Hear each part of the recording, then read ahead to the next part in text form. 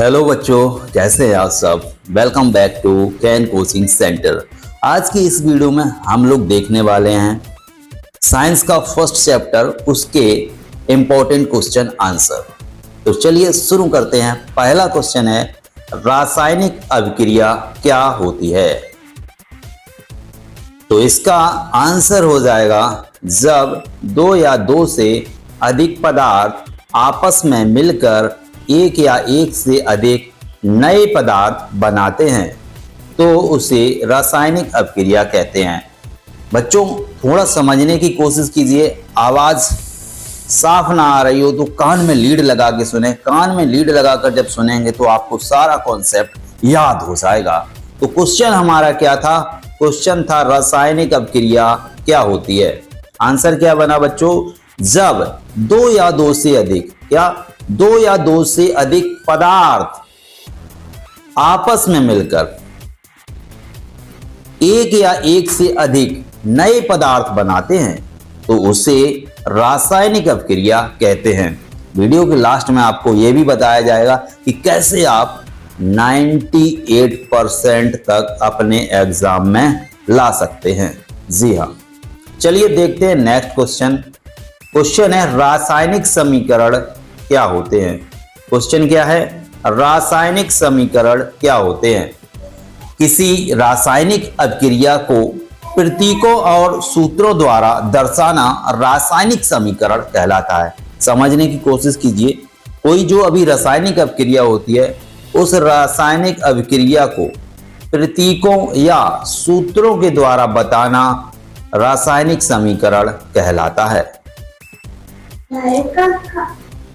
अब जानते हैं नेक्स्ट क्वेश्चन क्या है। क्वेश्चन, संतुलित रासायनिक समीकरण क्या होता है। संतुलित रासायनिक समीकरण क्या होता है? इसका आंसर हो जाएगा बच्चों, जब किसी रासायनिक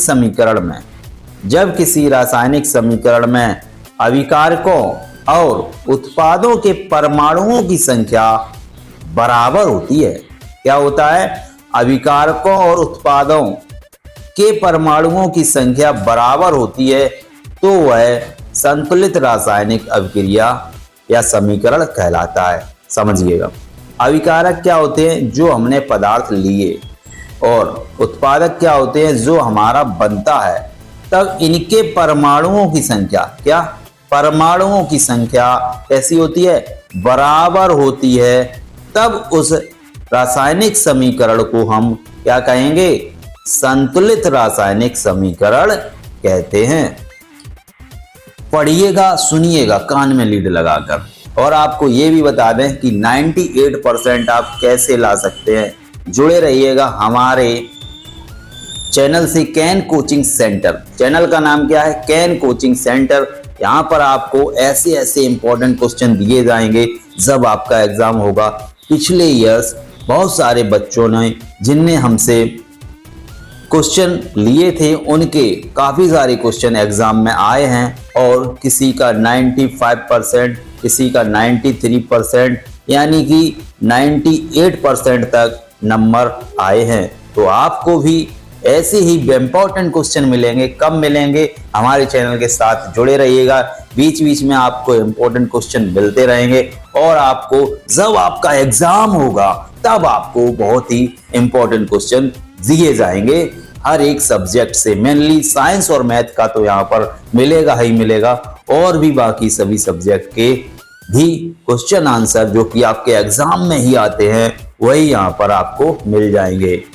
चौथा क्वेश्चन है, असंतुलित रासायनिक समीकरण क्या होता है। क्वेश्चन को समझिएगा, असंतुलित रासायनिक समीकरण क्या होता है।